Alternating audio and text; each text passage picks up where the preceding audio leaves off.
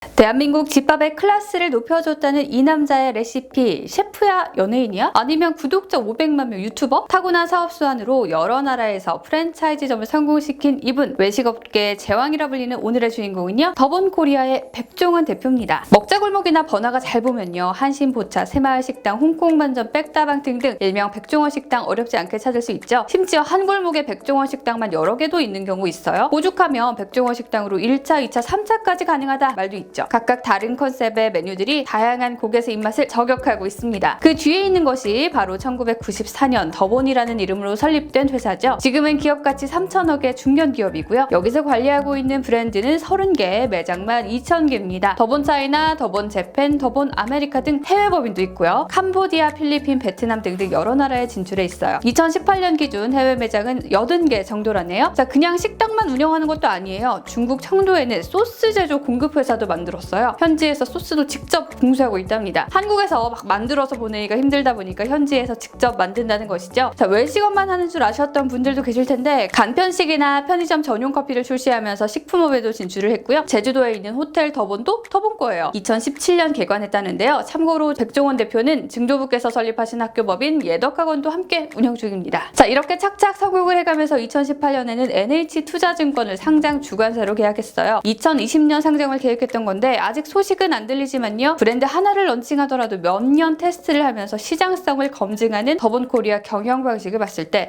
신중한가 보다 라는 의견도 있고요. 코로나19 여파라는 의견도 있습니다. 더본을 논하는데 빼놓을 수 없는 인물은 바로 인간 백종원이죠. 회사 이름보다 대표 이름이 더 유명하니까요. 요리도 잘하고 사업도 잘하고 방송도 잘하고 결혼도 잘한 백종원 대표. 본인이 말하길 어릴 적부터 경제관념이 남달랐다고 해요. 9살 때 꿈이 버섯 농사 짓는 거였다니까요. 자, 투자 대비 고수익을 낼 수 있는 사업 아이템이라서 그 생각을 했대요. 9살 때 저는 자전거만 타고 놀았던 것 같은데 대단합니다. 거기에 미식가인 아버지의 영향을 받아서 음식에 대한 애정과 관심도 많았다고 하고요. 자, 문제는 백종원 대표의 집안이 대대로 교육자 집안이었다는 건데요. 사업보다는 뭔가 안정적인 삶을 살길 바라는 그런 집안 분위기 때문에 부모님과의 타협점으로 지금의 연세대학교 사회복지학과에 진학을 합니다. 대학생 백종원 쌤은요, 학교 생활에는 관심이 없었고요. 아르바이트와 낚시에 푹 빠졌다는데, 여기서 정말 재밌는 게 어릴 적부터 투자 대비 고수익을 내는 아이템 찾는 타고난 경제관념이 있다고 했잖아요. 낚시를 좋아했던 이유가 값싼 미끼로 물고기를 잡아서 음식으로 만들면 더 큰 가치를 창출할 수 있기 때문이었다고 해요. 9살에 버섯 농사를 꿈꾼 것처럼 이번에도 투자 대비 수익성을 따진 거죠. 물고기가 잡히지 않는 날에는 낚싯대는 넣어두고 그물로라도 물고기를 잡았다는데, 또 수확 가능성이 떨어지는 바다 낚시는 절대 하지 않았다고 합니다. 자, 이 시기에 중요한 일이 생기죠. 할머니 한 분이 운영하시는 작은 호프집에서 아르바이트를 했던 건데요. 자, 이게 지금의 백종원 대표를 만든 일생일대의 사건이 아닐까, 저는 그렇게 생각을 합니다. 자, 알바생이면 보통 시키는 일만 하게 되잖아요. 백쌤은 그 당시에는 흔치 않았던 이 치킨 배달을 생각해냈어요. 치킨 배달, 이렇게 수기로 직접 전단지를 만들어서 뿌렸죠. 이 이유는 장사 잘 되면 할머니 기분이 좋아지시고 또 치킨과 맥주 공짜로 주실 수도 있고 였다는데, 어쨌든 이렇게 전단지를 돌리고 가게로 돌아오기가 무섭게 주문 전화가 빗발쳤는데, 그때 정말 엄청난 희열을 느끼셨다네요.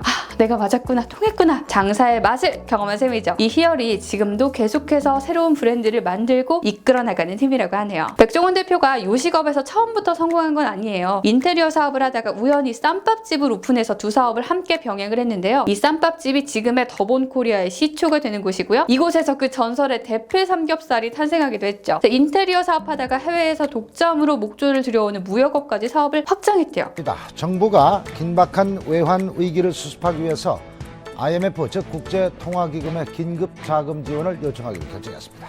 김영삼 대통령은 내일 경제 난국 극복 관련 대국민 담화를 통해서 이 결정을 발표할 예정.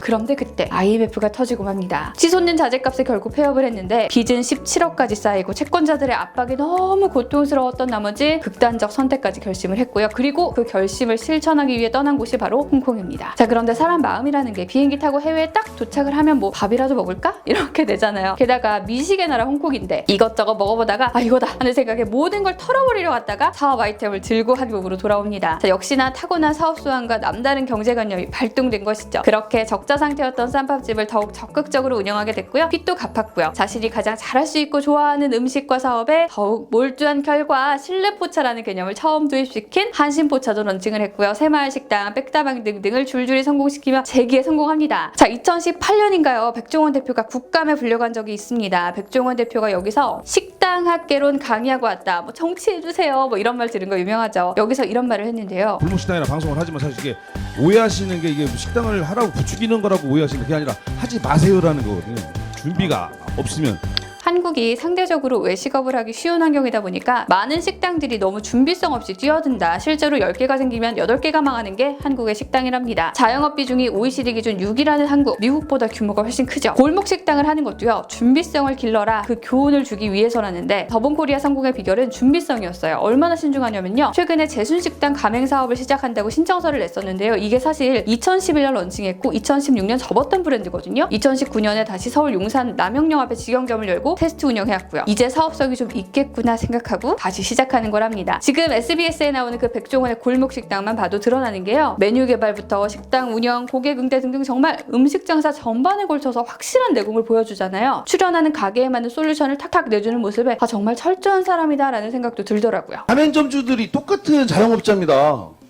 이게 사실은 과외가 불법이거나 학원이 불법이면 제가 혼나야 맞는 거지만 아니 본인이 독하게 한 데 갖고 과외를 받거나 학원 다니는 이게 도대체 뭐가 죄인지 모르겠습니다. 역시 국감에서요. 한 국회의원이 골목상권 침해하는 거 아니냐 질문을 하니까요. 가맹점주도 자영업자고 독하게 안 돼서 과외하는 건데 가맹점 사장님들이 벌 수 있게 해준 게 무슨 잘못이냐라고 하셨죠. 더본코리아는 교육에 진심인 회사인 게요. 이 상장 계획 밝히면서 외식 프랜차이즈 개념을 넘어서 플랫폼의 성격을 띠는 회사로 성장하고 싶다 밝히기도 했어요. 우리가 무지 열심히 보는 그 골목 식당만 해도 백 선생님 손길 닿고 바로 매출 늘어난 가게들 많잖아요. 방송에서만이 아니라 더본코리아 가맹점에게는 깐깐하고 체계적인 교육하기로 유명하고요. 식당과 관련 인력 육성을 위해서 기부나 후원도 많이 하고요. 벌어서 50% 기부해봐 5천만 원인데 그거 계속 사업에 투자해서 100억짜리 사업을 만들면 사실 보유 창출도 내고 100억에 10%면 사실 10억이 되지 않습니까? 플랫폼화가 되면 말씀하신 대로 점주들이 돈 더 잘 벌고 회사도 돈을 더 잘 버는 상생 구조가 될 테니까 서로 윈윈이 되겠죠. 자, 여기서 조금 더 나가서 외식업 밸류체인을 완성하려는 노력도 하고 있는 게요. 소스 제조 장치에서 특허를 내고 만두 제조 장치 및 이를 이용하여 제조된 만두 특허 등로 야채 세팅기구 특허 내고 연구 개발을 열심히 하거든요. 모바일 앱도 만들었고요. 직접 만든 호텔에 베이커리 사업도 런칭을 했고요. 자, 이렇게 음식을 틀로 개발에 유통까지 범위를 확장하면서 식당에 필요한 여러 가지 것들을 수직 계열화하는 노력도 하고 있습니다. 캐시카우를 늘릴 수 있는 또 하나의 수단을 만든 것이죠. 마지막 퍼즐은 해외 진출이에요. 사실 우리나라에서 포화 상태인 외식 사업이지만 해외에서는 새로운 기회를 찾을 수 있죠. 2005년에 중국 진출, 2008년에 미국 진출, 2011년 인도네시아, 2017년 호주까지. 물론 기회가 많다는 건 자리 잡기까지 그만큼 힘도 든다는 것이지만 그래도 나름 잘 자리를 잡아가고 있다고 합니다. 교촌치킨도 성장한 프랜차이즈로 꼽히잖아요. 근데 여러분 혹시 교촌치킨 대표님 누군지 아시나요? 저는 몰랐거든요. 더본코리아가 다른 프랜차이즈랑 다른 게 대표의 맨파워예요. 백종원 자체가 콘텐츠죠. 책도 내고.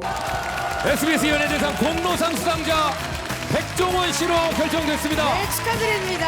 방송사 시상식에까지 얼굴을 비추고 유튜브도 그렇고요. 더본코리아의 백종원 대표에 대한 높은 의존도는 회사의 경쟁력이 될 수 있지만 리스크도 될 수가 있습니다. 지금까지는 경쟁력이었죠. 근데 회사가 개인에 의존하는 그림은 사실 변수가 될 수 있죠. 코로나 상황에서도 매출이 늘고 매장도 늘렸지만요. 영업이익은 20%나 줄었습니다. 자영업자가 직격탄을 입다 보니까 가맹점 지원도 하고 여러 서포트가 필요한 상황이었으니까요. 중국에 진출한 본가법인 일부를 청산하기도 했죠. 외식업이라는 게 근본적으로 트렌드의 지속 주기가 짧고 경쟁 강도가 높다는 특성이 있다 보니까요. 단기간에 실적이 악화된 경우도 살펴는 봐야 해요. 혹시 주씨 기억하시는지 모르겠는데 여기 사업 1년 반 만에 가맹점주가 800개로 늘었었는데 그때 막 상장 얘기 나왔었거든요. 근데 경쟁 강도가 너무 세지면서 2017년 적자 전환, 상장도 실패했고요. 이게 주식시장에서 프랜차이즈를 운영하는 기업의 상장 사례가 많지는 않은 이유죠. 마지막으로 저는 백종원 쌤 팬으로서 백종원 선생님의 자영업자 살리기 프로젝트를 너무 인상 깊게 봤어요. 만남의 광장에서 한돈 뒷다리살 재고가 4만 톤에 달한다는 얘기 딱 듣고 이걸로 햄 만들어서 글쎄 정용진 신세계 부회장님한테 팔기도 하고요. 또 해남 왕고구마도 정용진 회장한테 팔고요. 완도산 다시마 2,000톤을 오뚜기 회장님한테 팔아서 한정판 오동통면 만들기도 했죠. 뭐 이런 분이다 보니까 소유진 씨랑 처음 결혼할 때 도둑놈 소리 들었던 백종원 대표님 이제는 소유진 씨가 백종원 부인으로 불리곤 한답니다. 인간 백종원이라는 개인이나 더본코리아라는 회사의 성공뿐 아니라요. 더본코리아가 더 커질수록 대한민국의 외식 문화와 많은 자영업자분들의 발전에도 도움이 될 거라 거라는 생각이 막 드는데요. 인터넷 커뮤니티에서는 백종원 자동차 만들어주세요, 항공 만들어주세요, 백종원 호텔 짓자. 자, 호텔은 진짜 지어버렸어요. 호텔 숙소 묵는데 호텔이랑 호텔 밥값이 너무 비싸서 그냥 하나 만들어버렸다는데요. 저는 백 대표님이 이런 가성비 정신으로 그래픽카드 사업 좀